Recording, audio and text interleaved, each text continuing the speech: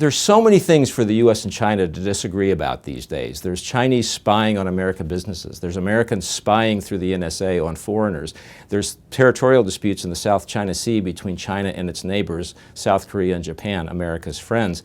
So it was interesting this week when President Obama met with Chinese President Xi that there were two new issues on the radar screen where there actually may have been some common interest between the U.S. and China. One issue was Ukraine, and the second issue was Malaysia Flight 370. On Ukraine, obviously the U.S. is interested in having China cooperate with the West in condemning Russia for moving against Ukraine, taking Crimea, and maybe going further.